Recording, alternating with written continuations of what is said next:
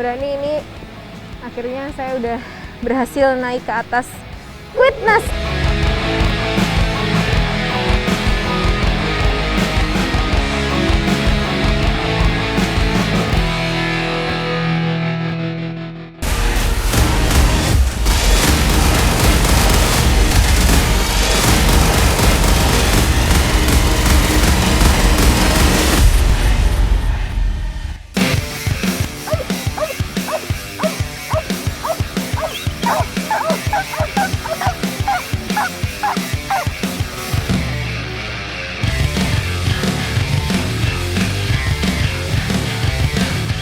Pemberani, rasanya tidak ada yang meragukan kehebatan satwa-satwa istimewa saat bertugas bersama kepolisian ya.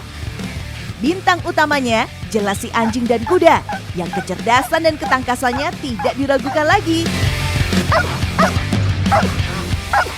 Kepatuhan dan kesetiaan anjing memang juara banget, apalagi kepekaan insting dan penciumannya sangat tajam. Anjing punya 300 juta reseptor penciuman, 50 kali lipat lebih banyak dibandingkan manusia yang punya 6 juta reseptor saja. Wih, hebat ya. Di Berani Coba kali ini, saya akan menjalani profesi unik polisi satwa bersama tim K9 dan tim Turangga Kuda, Ditpol Satwa Korsabara Bahar Kampori.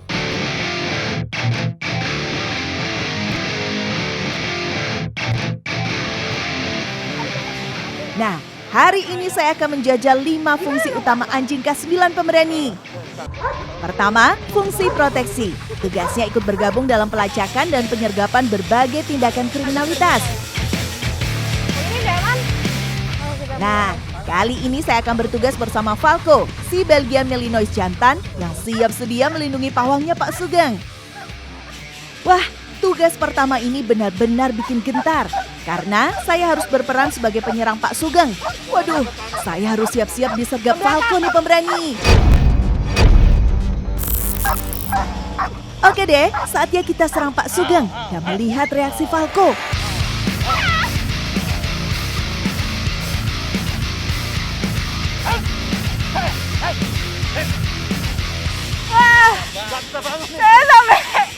Saya nggak bisa bangun.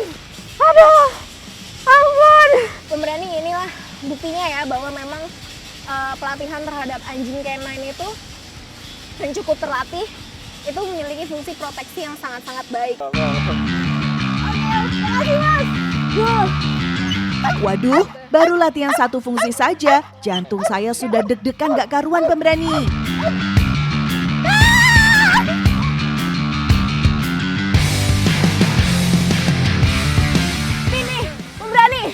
Rasanya itu kayak ditarik. Saya berusaha untuk berdiri aja susah banget. Nih bayangin ya, nih gigitannya. Saya coba tarik, nggak bisa. Nih saya coba tarik ya. Wah! Ah! Ini nggak akan copot ya Pak? Nggak akan copot nih saya. Saya mencoba berdiri aja sulit, ditambah gigitannya Falco. Apa?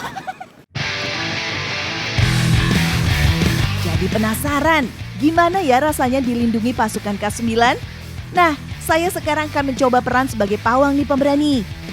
Partner saya kali ini adalah si cantik Gina, anak kesayangan Pak Kadek. Kira-kira Gina bakal nurut nggak ya sama saya Pemberani? Saya tadi megang bola sebagai mainannya itu diibaratkan sebagai senjata. Jadi ketika dia kalau ke depan dia maju. Mau ini maju ya Pak ya? Aja deh. Dia biar nggak terlalu maju. Oke. Baik. Jadi si mainannya ini Pemberani itu diibaratkan sebagai senjata. Jadi ketika ada pelacakan, nah nanti dia akan stay dan menganggap si senjata itu adalah komando dia. Jadi ketika kita maju, nah dia akan ikutin kita. Saya masih gagal, saya mau coba lagi. No. Nah kan, bener saja, Gina belum mau menuruti aba-aba saya. Saya harus melakukan pendekatan lagi nih kayaknya, agar fungsi pelacakan berhasil. Nah, Gina sangat hafal aroma tubuh Pak Kadek. Jadi kita coba minta Gina menemukan jam tangan Pak Kadek ya. Anggap saja jam tangan ini adalah barang bukti yang harus Gina temukan dalam sebuah misi.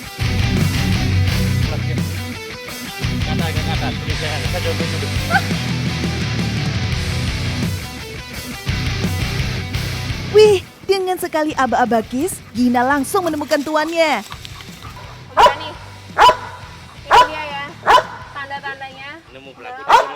pelacakan? Nemu pelaku dia gonggong. Ketika dia menemukan pelaku di pemberani, dia akan menggonggong seperti ini.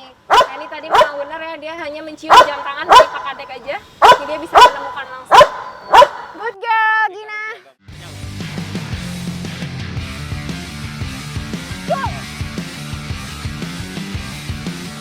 Nah, agar pasukan K9 tetap tangkas dan lincah, latihan kepatuhan juga dilakukan dengan melempar bola dan halang rintang.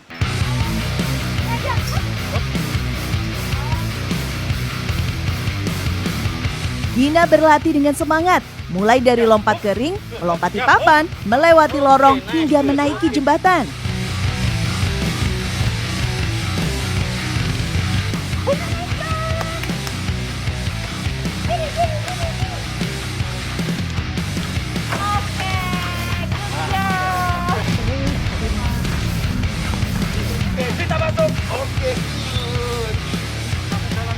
Lanjut, bergeser kita ke fungsi berikut yang gak kalah pentingnya, yaitu fungsi pelacakan narkotika, SAR, dan bahan peledak.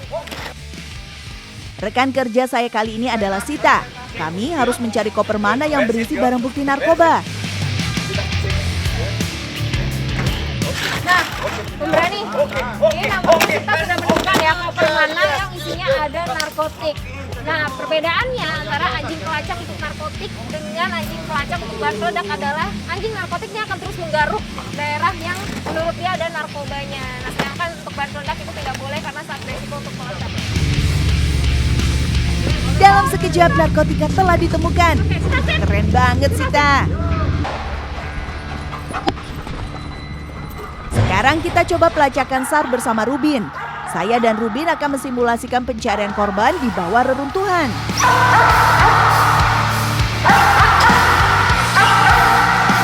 Untuk Rubin sendiri, Rubin adalah satwa SAR dan dia spesifikasinya adalah mencari korban yang masih hidup. Sit. Oke, fine. Rubin akan mendeteksi zat CO2 yang dihembuskan korban yang masih hidup.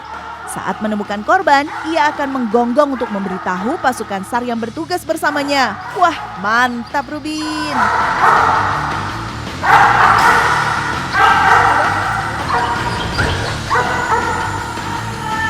Pemberani baru aja nih, Rubin berhasil menemukan korban dalam kondisi hidup. Nah, jadi Rubin ini spesifikasinya memang menemukan korban dalam kondisi hidup. Sedangkan untuk kadaver atau jenazah itu ada anjing lain dalam tim SAR yang spesifikasinya lebih khusus.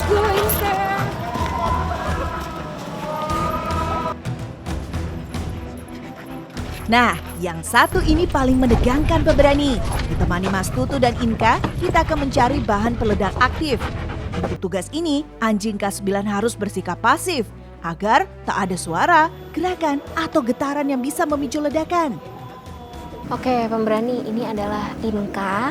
Nah, Inka ini dari pelacakan bahan peledak. Nah, kenapa saya harus berbisik-bisik, tidak boleh terlalu bersuara? Karena dalam pelacakan bahan peledak, ini kita tidak boleh menimbulkan suara ataupun getaran. Makanya Inka final responnya adalah seperti ini, yaitu duduk still, tidak boleh menggaruk dan juga barking atau bersuara. Keren Inka! Wah, jangan lupa kasih hadiah ya. Kali ini ada mainan buat Inka. Halo. Wih, harus diakui, tugas melatih satwa cerdas ini berat sekali. Salah komando sedikit saja, akibatnya bisa fatal. Pawang juga harus selalu memantau kesehatan sahabat kaki empatnya ini, seperti Mas Satria yang sedang merawat Sita yang sedang diare.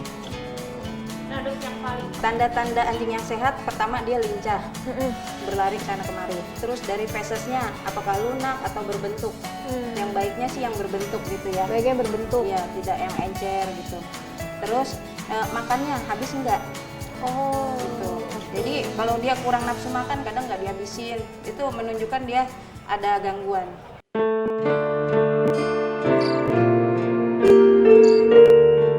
Setiap hari hidup bersama sahabat terbaik manusia ini ternyata juga menyisakan kisah sedih dalam hidup Mas Mangasi. Ia kehilangan dua anjingnya dalam waktu berdekatan. Namanya Virginia dan Alfie, anjing Labrador yang didatangkan langsung dari Amerika Serikat. Virginia bahkan selalu jadi bintang saat bertugas di acara kenegaraan penting. Hingga kini, Mangasi masih sering berkunjung ke makam kedua sahabatnya ini. sedih banget ya pemberani. Jadi dia sakit, belum bisa apa-apa. Terus saya kasih semangat, masih sayang dengan dia. Dia waktu itu udah pernah sempat sembuh, Mbak. Udah pernah sempat sembuh, tapi beberapa hari kemudian ya balik lagi penyakitnya. Apa Mas yang menyebabkan Virginia nih? Karena sudah tua juga, Mbak. Karena sudah tua, Iya, sakit. Tapi tugas tetap harus berjalan. Mangasi kini ditemani Bellona yang tidak kalah hebatnya.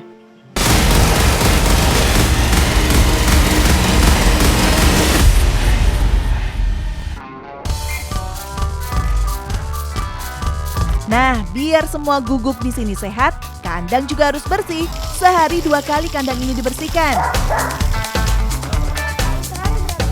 Setelah kandang bersih dengan semprotan air, siapkan juga air minum ya, agar anjing tidak dehidrasi.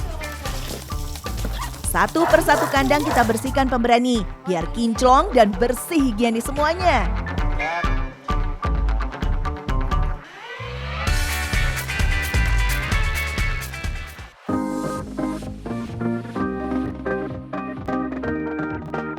Puas bermain dan bertugas bersama anjing, sekarang waktunya kita berkenalan dengan si jangkung dari unit Turangga. Ya, kuda. Di balik kegagahan tubuhnya, kuda sangat patuh pada pawangnya, sama seperti anjing. Makanya, kuda dipilih untuk fungsi pengendali massa, protokoler, SAR, hingga patroli. Kudanya pun khusus, jenis warmblood yang didatangkan langsung dari Belanda. Pantas saja tubuhnya bongsor, lebih besar daripada kuda lokal. Pertama, kita kenalan dulu dengan sang Aswasada, alias pawang kuda-kuda Turangga. Namanya Mas Wahyu. Tugas pertama buat saya adalah membersihkan kandang kuda. Wah, baiklah, banzai!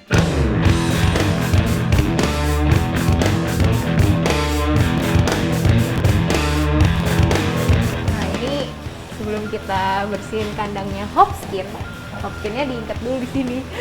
Udah nih, ini Hopskin tinggi banget ya, bandingin sawah besarnya saya. Berapa meter ini Mas Hopskin? Ini kurang lebih 1,7 meter. 170. Iya. Tapi diukurnya dari ujung kaki Sampai sini. Iya. Tapi kalau sampai kepala berarti lebih ya. Bisa 2 lebih 2 meteran. meteran lebih. Ya ampun, saya terlihat ini. Gimana naiknya nanti ya? Oke Mas, kita bersihin dulu kandangnya. Yuk. Kotoran kuda harus dibersihkan dengan serbuk kayu. Wah, bye-bye rasa jijik. Kita harus bekerja cepat nih.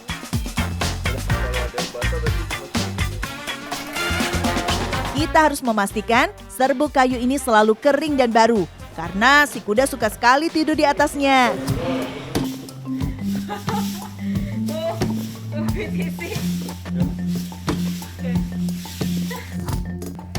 Lokasi pembuangannya juga sudah disediakan pemberani, jadi nggak boleh asal buang ya. Uniknya, ternyata kuda tuh paham loh kalau dia punya nama. Tanda dia nggak kalau dipanggil. Kalau dia ngeh itu telinganya, Mbak. Kita lihat. Itu? Jadi tanda di kuda juga kita lihatnya dari telinganya juga. Kalau telinganya ke depan, nah dia lagi ngeh dia. Jadi dia gerak telinganya kita lihat. Ada juga tanda kuda yang kalau dia lagi marah, telinganya pasti ke belakang dua-duanya. Jadi dia lagi nggak nyaman. Ini dia lagi nyaman karena dia kita panggil.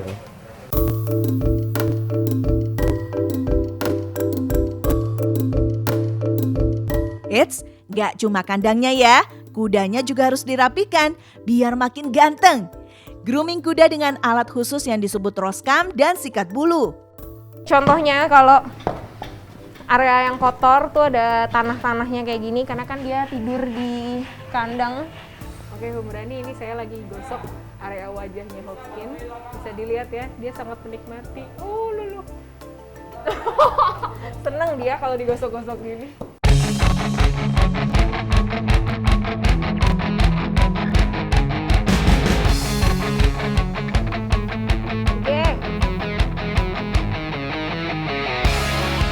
Oke, pemberani, ini akhirnya saya udah berhasil naik ke atas Witness namanya. Nah, habis ini kita mau coba trik-trik sederhana naik kuda turangga. Yang pastinya nggak boleh yang ekstrim-ekstrim, tapi kita coba aja dulu gimana caranya menjalankan kuda turangga ya.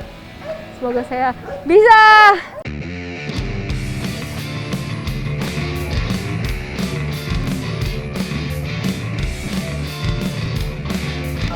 Salah satu aswasada senior di sini adalah Pak John yang sudah 20 tahun menggeluti seluk-beluk kuda. Seekor kuda bisa bertugas cukup lama, hingga 18 tahun maksimal.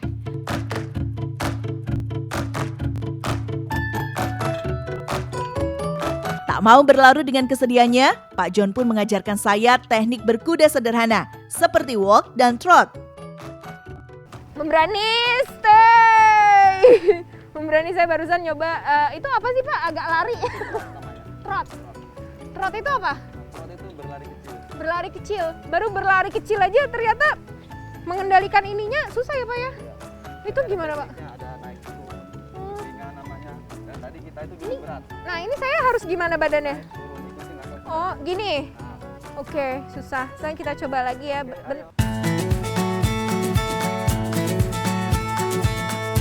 Wih, seru juga nih menunggang kuda. Tapi saya tidak boleh lupa, selepas berlatih kuda harus mandi. Kita lepaskan dulu semua peralatan, mulai dari pelana kuda atau saddle, tali kekang atau horse riding rein, alas pelana kuda atau saddle pad, tali perut, hingga stirrup. Quintas, di mana rumahnya? Nih mungkin yang pemberani nggak tahu atau belum tahu, karena saya juga baru tahu. Kuda itu ternyata bisa keringetan. Jadi kalau dia udah capek, dia keringetan nih kayak si Quintas. Shion.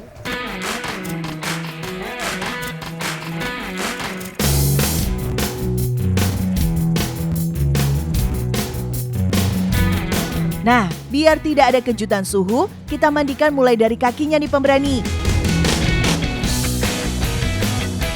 Lalu beranjak ke area tubuh lainnya. Tapi ingat, jangan sampai telinga kuda kemasukan air ya, bisa infeksi.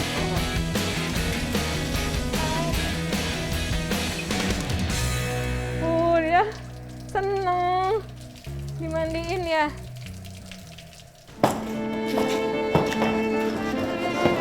Dokter hewan yang bertugas juga rutin memeriksa suhu, nafas, jalan, dan detak jantungnya. Biasanya tuh kelihatan kalau di kakinya. Nah, jadi kalau di kuda itu bisa kita lihat pas gerakan jalan itu langkahnya itu bisa dipercepat, diperpendek atau normal. Gimana itu? Nah, kalau ketika diajak jalan, langkahnya itu diperpanjang. Jadi biasanya kuda kan normal nih.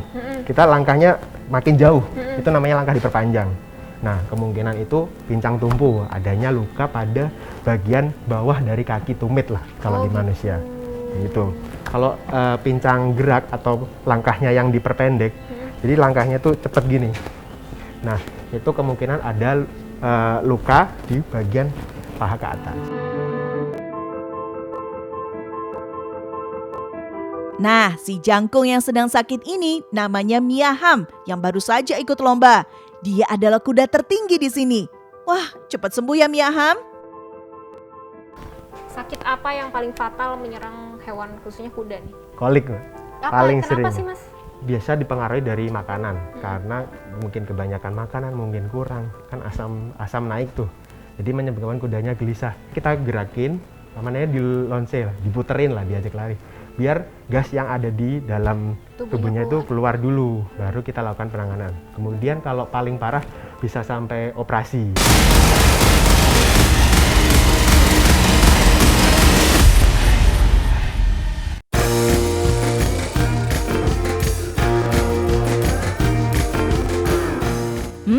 Tugas saya berikutnya sudah menunggu nih, kasih makan kuda.